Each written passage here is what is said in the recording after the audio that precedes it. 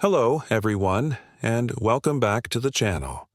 Today, we're diving into a topic that is incredibly important and often surrounded by myths: building muscle after the age of 60. You might be thinking, is it even possible? I've never been a gym person. But it's also one of the best things you can do for your health, your independence, and your overall quality of life. So, if you're ready to feel stronger, more energetic, and more confident than you have in years, you're in the right place. Why it's so important. First, let's talk about why this is so crucial. As we age, we naturally experience something called sarcopenia, which is the gradual loss of muscle mass, strength, and function. This can lead to a higher risk of falls, slower metabolism, and a general feeling of weakness. Building muscle after 60 isn't just about looking good. It's about maintaining your ability to climb stairs, carry groceries, play with your grandkids, and live life to the fullest. Start small and listen to your body. So, where do you begin? The key is to start small and listen to your body. The go hard or go home mentality doesn't apply here.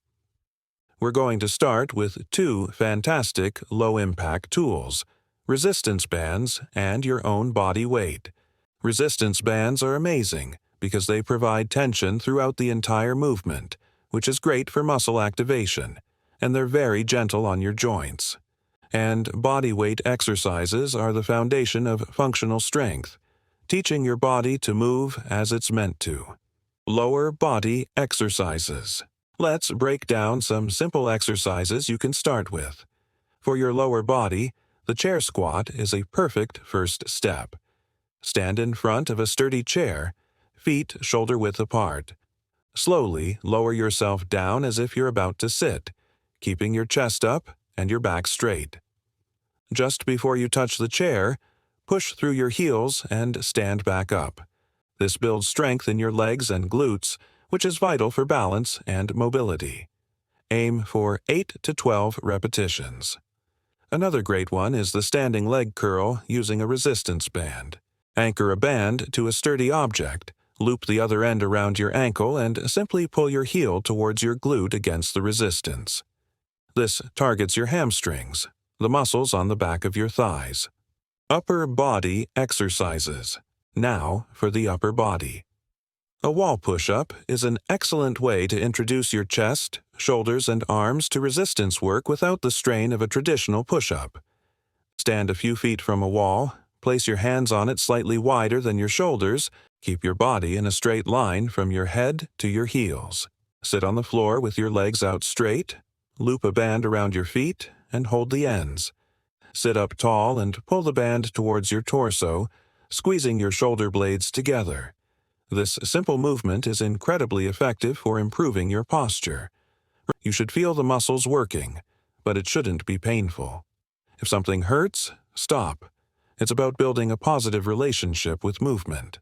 As these exercises start to feel easier, you can progress by increasing the number of repetitions using a stronger resistance band, or slowing down the movement to increase the time your muscles are under tension. Progress is the key to continuous improvement. Nutrition and diet. Now, let's talk about the other half of the equation, which is just as important as the exercise itself: nutrition.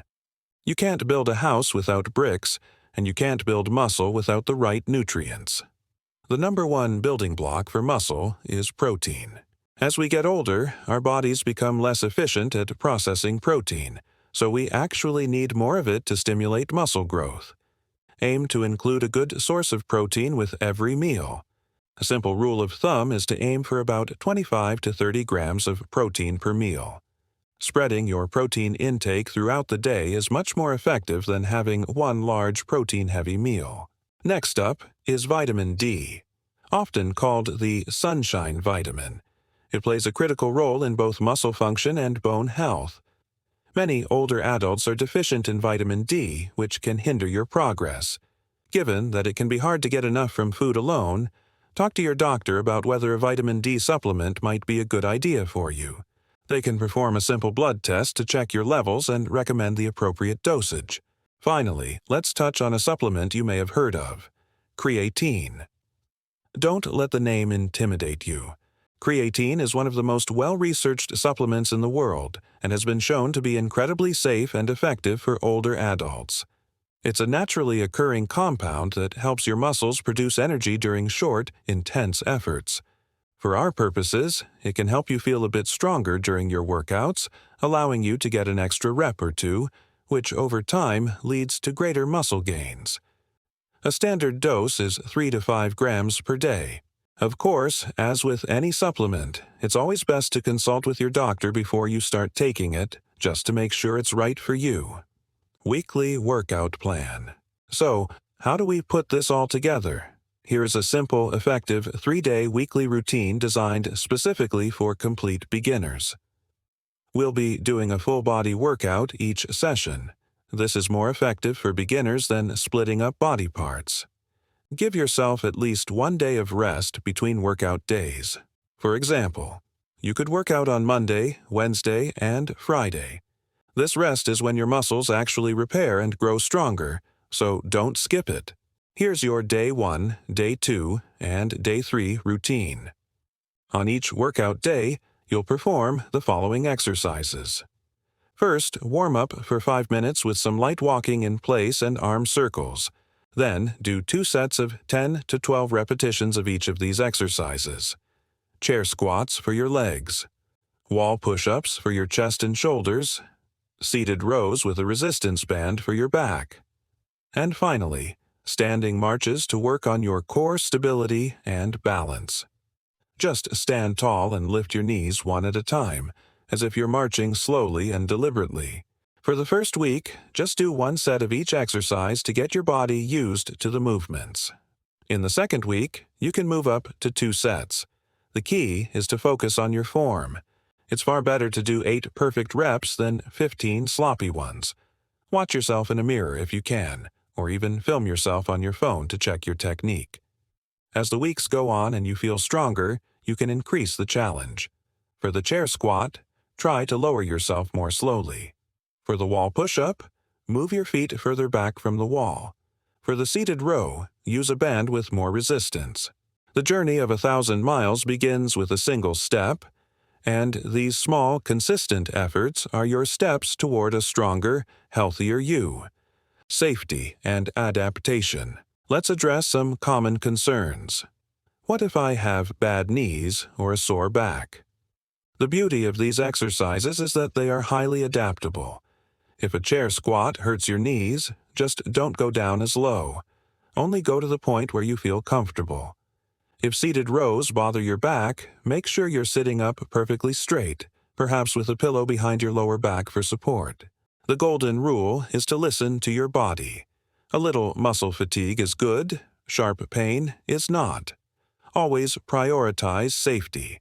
And if you have pre-existing health conditions or major concerns, it is always a fantastic idea to have a chat with your doctor or a physical therapist before starting any new exercise program.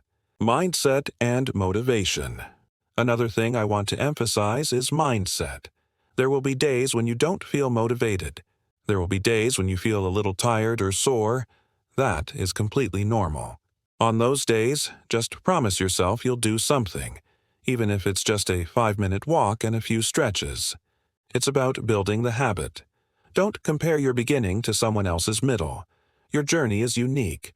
Celebrate every small victory.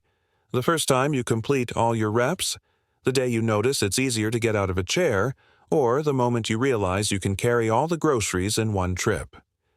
These are the real rewards. Consistency trumps everything.